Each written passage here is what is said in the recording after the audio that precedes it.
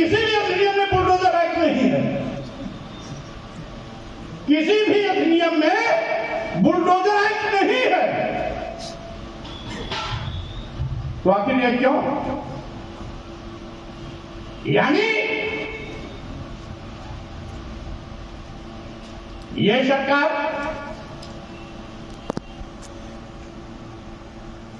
तानाशाही के रास्ते पर जा रही है। और जब कोई सरकार लोकतांत्रिक व्यवस्था से हटकर काम करती है तो निरंकुश सरकार कही जाती है, अराजक सरकार कही जाती है, तानाशाही सरकार कही जाती है। और ये सरकार आज तानाशाही रास्ते पर जा रही है। आप विपक्ष की आवाज को दबाने के लिए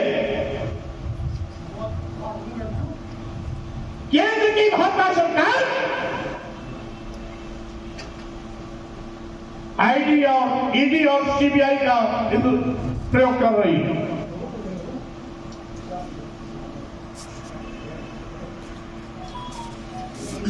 मतलब जैसे जैसे चुनाव मंत्री कह रहा है वैसे वैसे ईडी और सीबीआई के दुरुपयोग कर रहे हैं।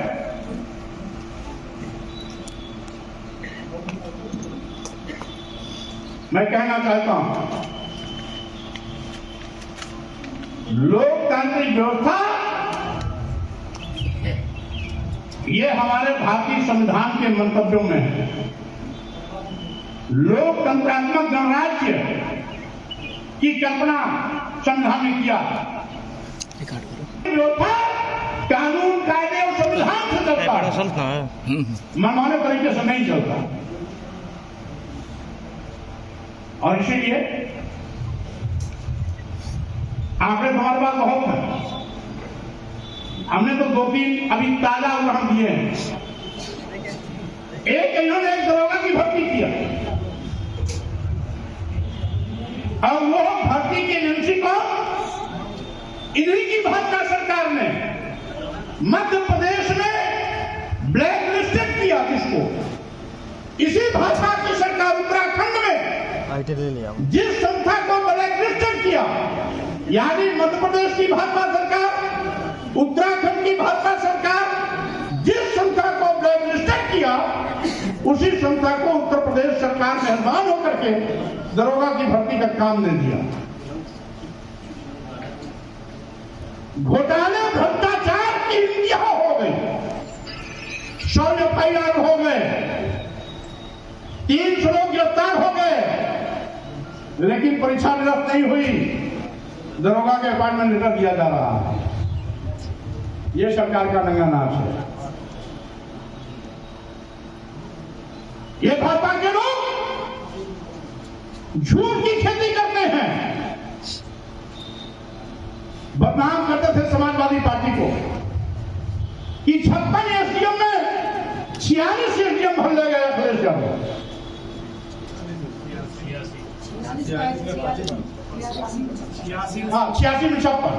86 में 56 भर्ती कर ले गए। अरे आप मुख्यमंत्री हो माननीय योगी जी, आपके लोक सेवा आयोग में आपके लोग बैठे हैं, कम से कम एक बार आंकड़ा तो मंगवा लेते। अरे भाई, कुल भर्ती हुई थी अखिलेश यादव जी के 5 साल के कार्यकाल में कुल 110 एसडीएम की भर्ती हुई थी। कितना? 110 टोटल। और 110 में मात्र 14 एसडीएम यादव समाज के हुए थे। अगर 14 एसडीएम यादव समाज के हुए थे तो 20 एसडीएम ब्राह्मण समाज के भी हुए थे। तो कहां हो गया भाई? 86 में 56 कहां से आ गया? 86 में 56 कहां से आ गया? 46 कहां से आ गया? अरे भाई, हमसे गलती हो सकती है क्योंकि हम सरकार में नहीं है, सरकारी मशीनरी हमारे पास नहीं है, सरकारी आंकड़े हमारे पास नहीं है, लेकिन माननीय मुख्यमंत्री जी, आप तो सरकार में हो, मुख्यमंत्री भी हो, बुलडोजर वाले मुख्यमंत्री हो, आपकी हनक अधिकारियों पर भी है। 1 मिनट में बोलते सारे के सारे लोकसेवा आयोग आपके पास दिखाई पड़ता और पूरा चार्ट लेते, जानकारी लेते, उसके बाद बोलते। आप तो जैसे उठा एक आदमी किसी कही बात को सुन करके चाहे झूठ हो चाहे सही हजार जगह गाने सब शुरू करता है, उसी तरीके से आपने बदनाम कर दिया पूरे आर्य समाज को। मिला कुछ नहीं, बदनामी पूरी दुनिया में। ये झूठ की खेती करना बंद कर दो। और साथियों, आज पूरी दुनिया में जो भूचाल आया, मैंने कोई नई चीज नहीं कही, हमने अपना कुछ जोड़ा नहीं। हमने तो रामचरितमानस महाकाव्य के कुछ पंक्तियों को इंगित किया था जिसमें जाति सूचक शब्दों का नाम लेकर के गाली दिया गया, नीच कहा गया, अधम कहा गया। और ये अर्थ भी हम उसी महाकाव्य से पढ़े हैं, अपना नहीं जोड़े कि जे बड़ाधम तेली कुम्हारा सुपच किरात तोल तलवारा। जाति का नाम लेकर के तेली, कुम्हार, सुपच, किरात, कोल, तलवार क्या है? अधम, नीच। क्या यही धर्म है?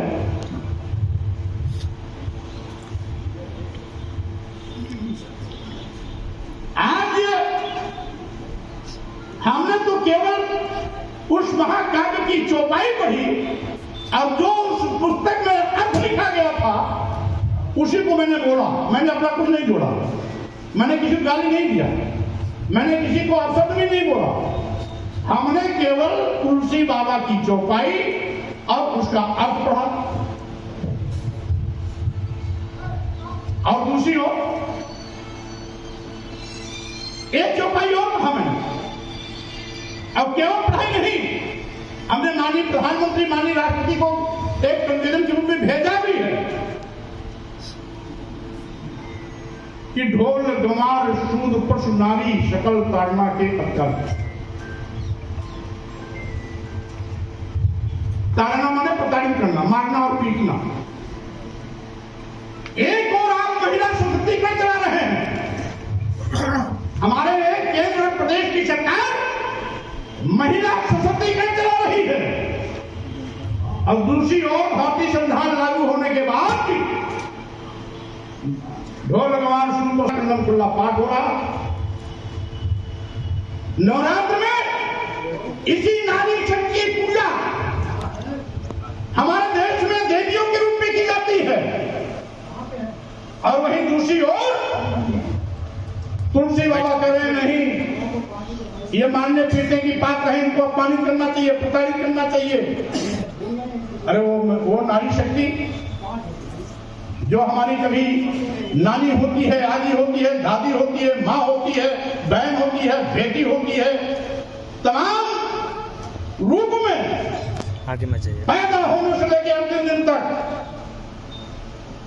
कभी मां के रूप में, कभी बेटी के रूप में, कभी बहू के रूप में सेवा करती है। क्या उसको यही पुरस्कार दिया जाएगा? क्या उसको मारा पीटा जाएगा? क्या प्रताड़ित किया जाएगा? क्या आपका महिला सशक्तिकरण केवल दिखावा है?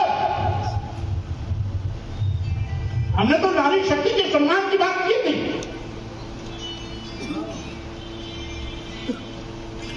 और शूद्र तो क्या आपने इसीलिए बनाया है कि जब चाहो तो लाठी चलाओ, डंडा चलाओ, लाठी चलाओ? हमने तो केवल यही कहा, माननीय प्रधानमंत्री नरेंद्र मोदी जी से पत्र भेजकर कि यह जो भारतीय संविधान का अनुच्छेद 15 कहता है सबको बराबर का अधिकार है, इन पंक्तियों से उस संविधान की मंशा का कत्लेआम होता है। इसलिए इसे संशोधित कराया जाए या इन पंक्तियों को प्रतिबंधित कराया जाए। हमसे तो राजनीति मानस कोई बनने की बात नहीं थी। आप अपने महिमा के लिए क्या लिखे हैं उससे हमसे कोई मतलब नहीं। लेकिन भाई हम भी इंसान हैं। अगर आपको इज्जत प्यारा है तो हमें भी इज्जत प्यारा है। आपको अच्छा कपड़ा प्यारा है तो हमें भी कपड़ा प्यारा है। आपको पढ़ाई लिखाई प्यारी है तो हमें भी पढ़ाई लिखाई प्यारी है। आपको कुर्सी प्यारी है तो हमें भी कुर्सी प्यारी है, क्योंकि हम सभी बराबर इंसान हैं। अगर आपको भूख लगती है तो हमें भी भूख लगती है। अगर आप पानी पीते हैं तो हमें भी पानी पीने का अधिकार है। हमने कोई नई चीज नहीं की। इसलिए साथियों, पूरे दुनिया में कुछ लोग तमाम मुताले हो गए कि मौर्य जी का जो सर काटेगा, कोई कहा 21 लाख, कोई कहा 51 लाख, कोई कहा 51 करोड़, कोई जीभ काटने का ऐलान कर दिया, कोई हाथ काटने की बात की, कोई नाक कान काटने की बात कर दी, कोई जूता मारने की बात कर दी। जितने जूते उतने लाख। यार, और इस पर हमने केवल इतना ही कहा, अगर यही बात सिर काटने, दांत सिर काटने, जबान काटने, हाथ काटने, कान काटने, नाक काटने की बात और फरमान कोई और जारी करता, यही धर्म के ठेकेदार उसको आतंकवादी होने का सर्टिफिकेट देते। तो मैंने तुमसे सवाल किया कि बताओ धर्माचार्यों, तुम साधु सन्यासी लगते नहीं। अगर साधु और सन्यासी होते तो तुमको स्वामी प्रसाद मौर्य का सर काटने के लिए 51 करोड़, 51 लाख, 21 लाख देने की जरूरत नहीं पड़ती। वहीं से बैठे बैठे स्वामी प्रसाद मौर्य को साथ दे देते। स्वामी प्रसाद मौर्य भक्त हो गए होते। क्या जरूरत थी 51 करोड़ 21 लाख? क्या जरूरत थी 51 करोड़ 51 लाख 21 लाख रुपया खर्चा करने की? आखिर बताओ, अब तुम सिर काटने का सुपारी दे रहे हो, जीभ काटने का सुपारी दे रहे हो, हाथ कान नाक काटने की बात कर रहे हो, तो तुमको हम साधु कहें, धर्माचार्य कहें, या आतंकवादी कहें, या कसाई कहें? तो धर्माचार्यों के तमाम पेट में दर्द हो गया कि हमको कसाई बोल रहे हैं, हमको आतंकवादी बोल रहे हैं। अरे भाई, ये साधु का शब्द नहीं, साधु का ये चरित्र नहीं कि आप किसी का सर काटोगे, गरासा लेके किसी की हत्या करोगे, गरासा लेके किसी का हाथ काटोगे। योगी सरकार भी गूंगी बहरी अंधी बन करके तमाशा देख रही है। अभी पिछले महीने, संभवतः जनवरी का महीना था, जनवरी में एक लड़के ने अपने बर्थडे का केक तलवार से काट दिया। सोशल मीडिया के माध्यम से मुख्यमंत्री कार्यालय को सूचना आई। मुख्यमंत्री ने निर्देश दिया उसके खिलाफ एफआईआर कराओ, जेल भेज दो। क्या काटा? जन्मदिन का केक काटा। और दर्जन भर साधु संत धर्माचार्य, कोई 5 लाख की तलवार मंगाया है सर काटने के लिए, कोई 51 करोड़ की सुपारी दे रहा है, कोई 51 लाख की दे रहा है, कोई 21 लाख की दे रहा है, जीभ काटने में कोई 11 लाख की दे रहा है, हाथ कान नाक काटने की बात कर रहा है, और सार्वजनिक रूप से कह रहा है, प्रेस बुला के कह रहा है, पुलिस के संरक्षण में कह रहा है। योगी बाबा, कहां चला गया आपका कानून व्यवस्था? क्या गरीबों पर ही रोक जमाने के लिए आपने? क्या बुलडोजर गरीबों के घर पर चलेगा? एक जाति विशेष के घर पर चलेगा? एक वर्ग विशेष के घर पर चलेगा? एक विशेष संप्रदाय के घर पर चलेगा? अंधा बाटे रेवड़ी अपन अपन का दे, ये ज्यादा दिन तक नहीं चलता है। लोकतंत्र में बहुत सी सरकारें आई और चली गई। इसलिए लोकतांत्रिक तरीके से काम करेंगे तो सब स्वागत करेंगे, लेकिन तानाशाही और हिंदुस्ताही के माध्यम से देश के लोगों की आवाज को दबाने की कोशिश होगी तो आप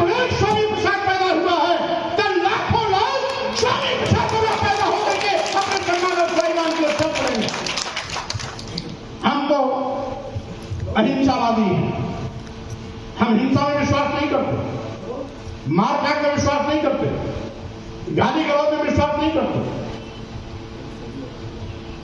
हम तो मानते हैं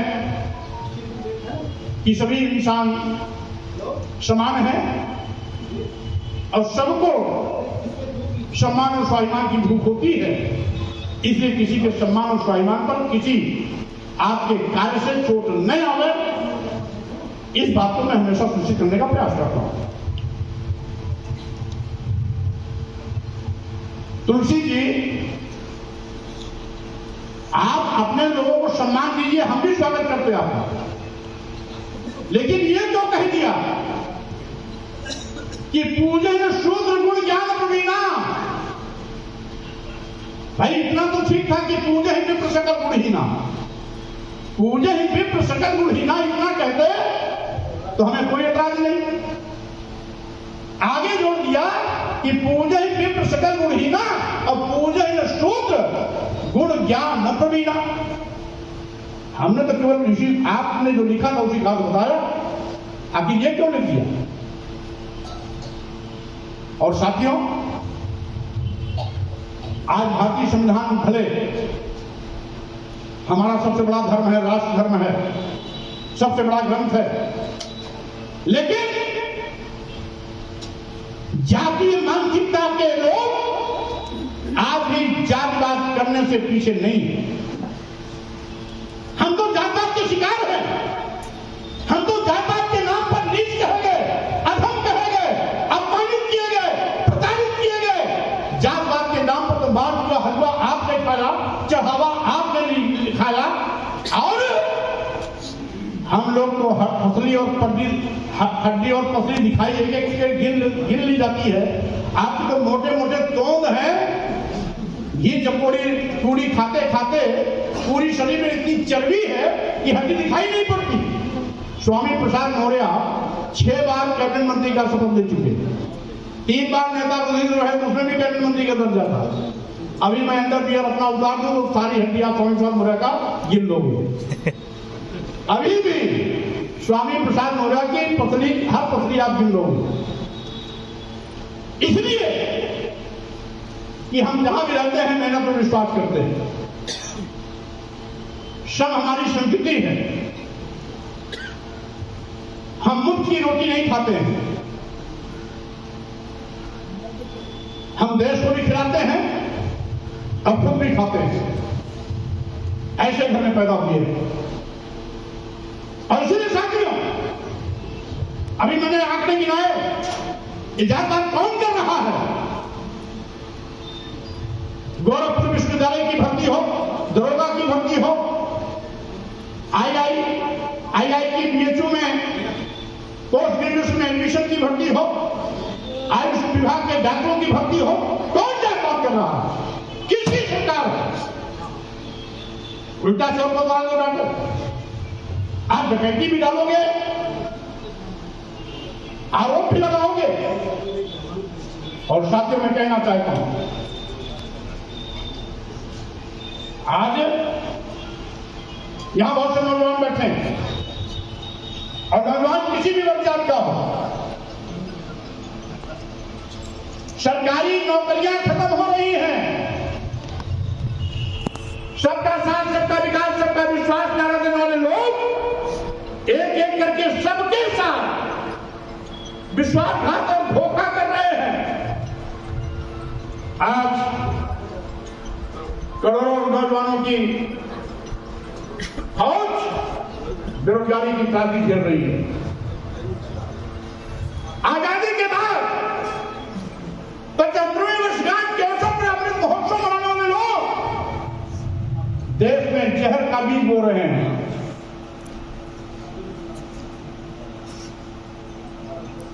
सरकारी विभाग अपने चहेते उद्योगपतियों के हाथों में अरबों खरबों की संपत्ति कौड़ियों के भाव बेच रहे हैं। देश के सारे बंदरगाह बेच दिए गए, एयरपोर्ट बेच दिया गया, एयर इंडिया बेच दिया गया, देश के सारे रेलवे स्टेशन बेच दिए गए, कई दर्जन ट्रेनें बेच दी गई, LIC बेच दिया गया, और बैंक भी इन पर मेहरबान चेहरे कौन हैं? अदानी और अंबानी।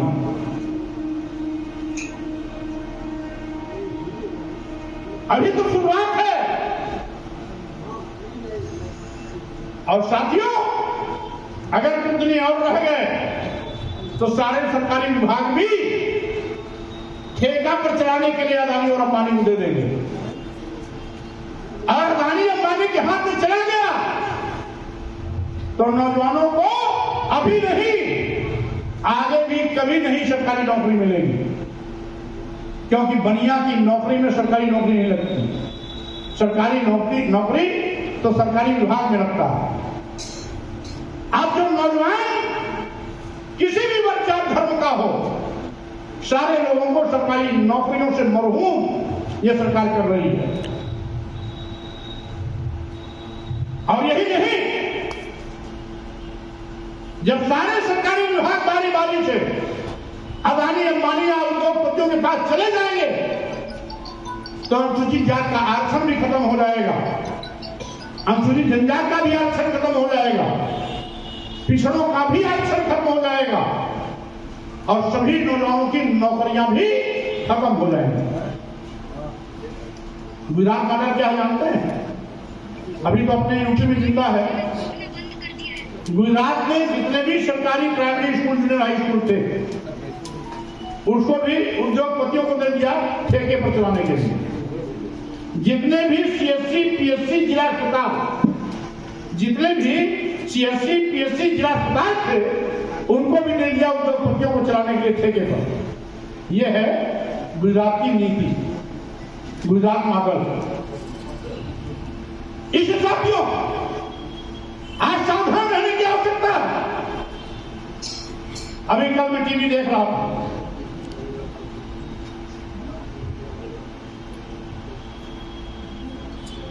लालू प्रसाद यादव जी, उनकी सभी बेटियों, यहां तक कि बिहार के उप मुख्यमंत्री तेजस्वी, यहां एक साथ ईडी और सीबीआई की जांच की टीम गई। ये क्या है? एक विपक्ष के हौसले को तोड़ने की कोशिश है। इतना डर और भय पैदा कर दो कि लालू और तेजस्वी की आवाज बंद हो जाए। अन्य अपोजिशन के लोग सड़क पर आने से डरने लगे, सरकार के खिलाफ बोलने की किसी के अंदर हिम्मत न हो। मोदी जी, योगी जी, घर मुखातिब मत रहना। इस देश के लोगों ने जब अंग्रेजों के नंगा नाच को नहीं सहा और सड़क पर आ गए, अंग्रेजों को खदेड़ दिया, इंग्लैंड चले गए, 7 समुद्र पार चले गए, तो आपको गलतफहमी नहीं रहनी चाहिए। ये लोकतांत्रिक व्यवस्था है, ये तानाशाही व्यवस्था नहीं है कि जैसा चाहो वैसा चलेगा। जब लोग देश की आजादी के लिए लड़ सकते हैं, खप सकते हैं, जेल जा सकते हैं, शहीद हो सकते हैं, तो इस लोकतंत्र को बचाने के लिए भी, संविधान को बचाने के लिए भी, देश को बचाने के लिए भी लोग सड़क पर आएंगे, संघर्ष करेंगे, लड़ेंगे, जेल जाएंगे, फांसी की तख्ते पर चढ़ने की आवश्यकता होगी वहां भी चढ़ेंगे, लेकिन संविधान को बचाएंगे, देश को बचाएंगे, लोकतंत्र को बचाएंगे। विपक्ष की आवाज को दबा करके आप यहां पर हिटलर शाही नहीं चला सकते हैं। आज सरकार पीठ ठोकती है कि हमारी आर्थिक स्थिति मजबूत हुई। क्या मजबूत हुई भाई? आप ही आंकड़ा पेश करते हो, आप ही आंकड़ा पेश करते हो कि हम 18 करोड़ लोगों को, 18 करोड़ लोगों को, उत्तर प्रदेश के 18 करोड़ लोगों को देश में 88 करोड़ लोगों को, उत्तर प्रदेश में 18 करोड़ लोगों को आप राशन देते हो। 5 किलो 10 किलो चावल कौन लेगा? अमीर लेगा?